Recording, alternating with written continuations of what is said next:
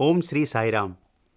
వేద పురుషుడైన భగవాన్ శ్రీ సత్యసాయి బాబా వారి దివ్య చరణార విందాలకు అనంతకోటి ప్రణామాలు సమర్పించుకుంటూ ఈనాటి వేదం శిక్షణా తరగతికి అందరికీ హార్దికమైన స్వాగతం.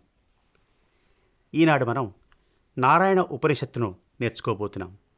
క్లాస్లోకి వెళ్లే ముందు గణపతి ప్రార్థనతోటి ప్రారంభిద్దాం.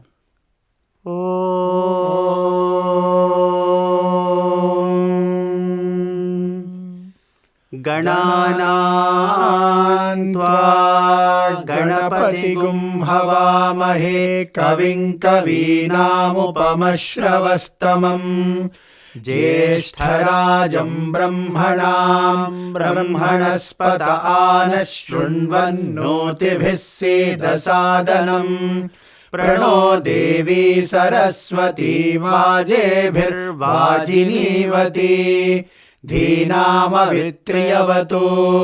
गणेशाय नमः, सरस्वत्यै नमः, श्रीगुरुभ्यो नमः.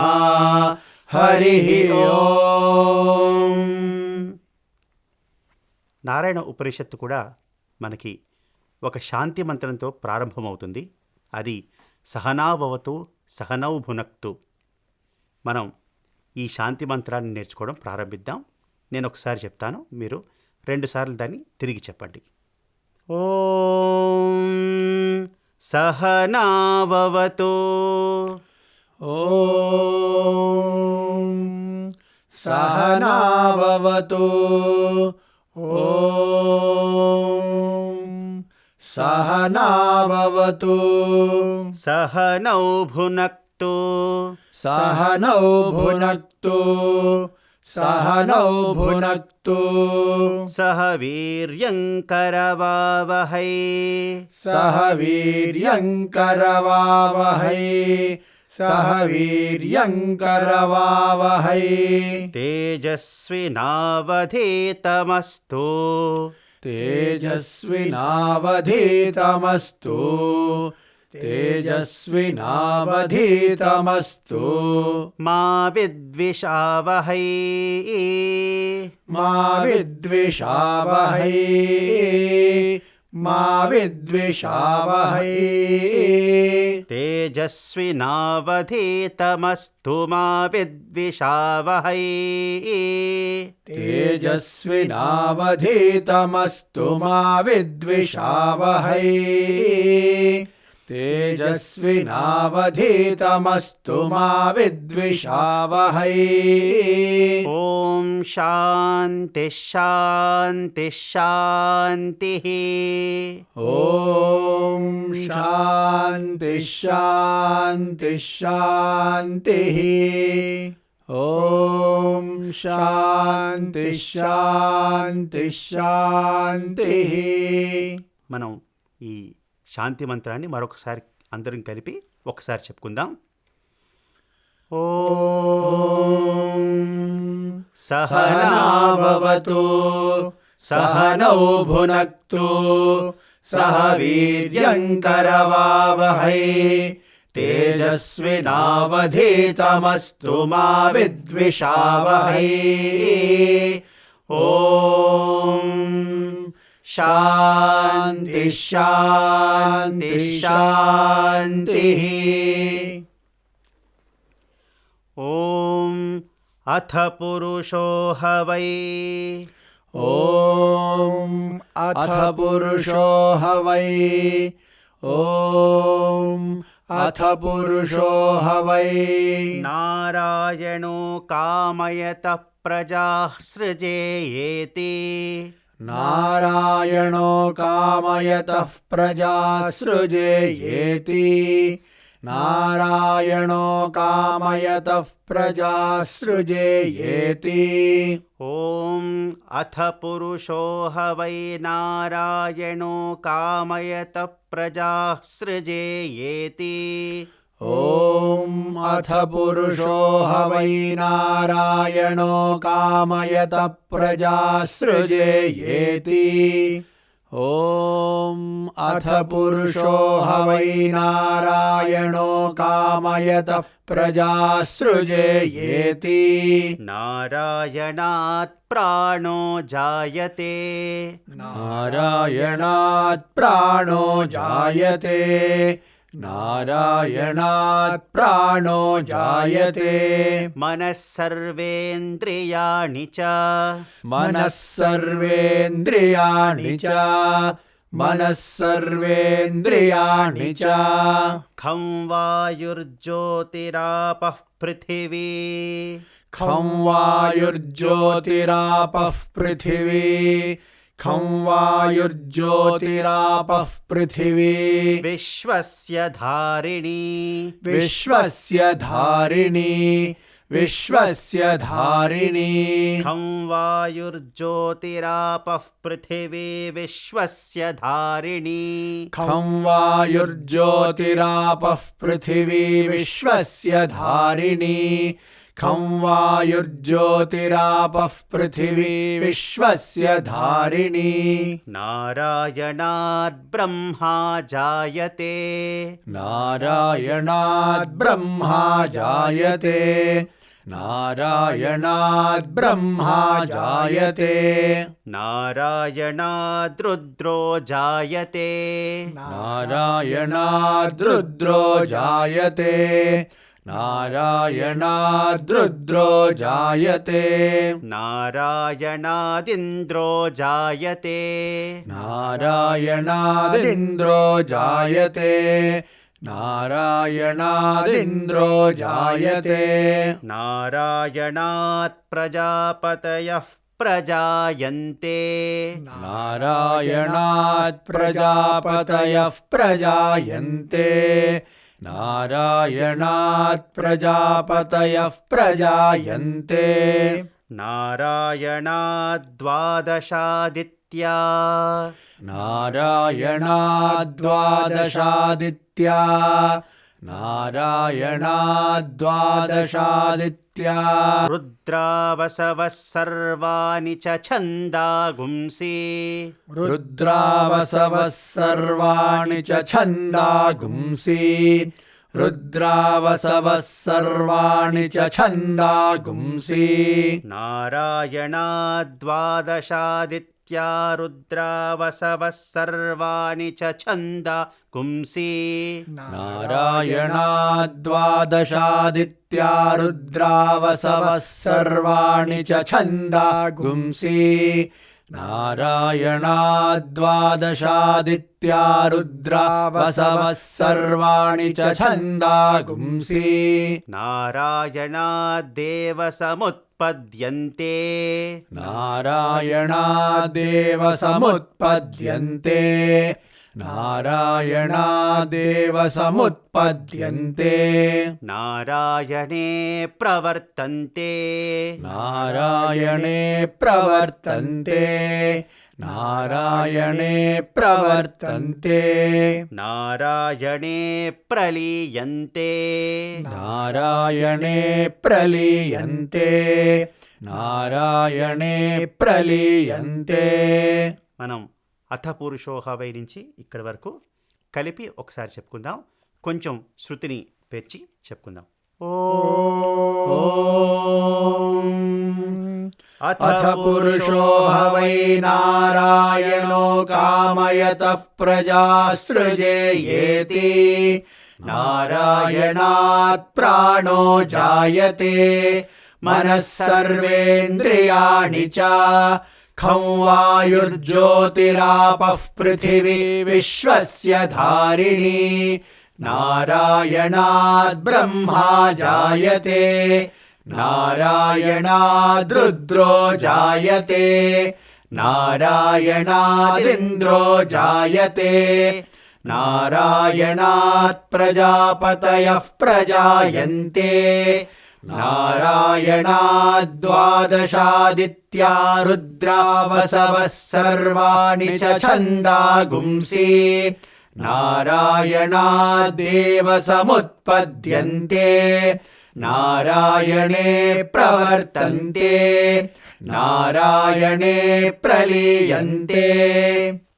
ఓం అథ నిత్యో నారాయణః ఓం అథ నిత్యో నారాయణః ఓం అథ నిత్యో నారాయణః బ్రహ్మా నారాయణః బ్రహ్మా నారాయణః బ్రహ్మా నారాయణః శివశ్చ నారాయణః శివశ్చ నారాయణః శివశ్చ నారాయణః శక్రశ్చ నారాయణః శక్రశ్చ నారాయణః శక్రశ్చ నారాయణః ద్యావా పృథివ్యౌ చ నారాయణః ద్యావా పృథివ్యౌ చ నారాయణః ద్యావా పృథివ్యౌ చ నారాయణః కాలశ్చ నారాయణః కాలశ్చ నారాయణః కాలశ్చ నారాయణః దిశశ్చ నారాయణః దిశశ్చ నారాయణః దిశశ్చ నారాయణః ఊర్ధ్వశ్చ నారాయణః ఊర్ధ్వశ్చ నారాయణః ఊర్ధ్వశ్చ నారాయణః అధశ్చ నారాయణః అధశ్చ నారాయణః అధశ్చ నారాయణః అంతర్బహిశ్చ నారాయణః అంతర్బహిశ్చ నారాయణః అంతర్బహిశ్చ నారాయణః నారాయణ ఏ వేదగుం సర్వం నారాయణ ఏ వేదగుం సర్వం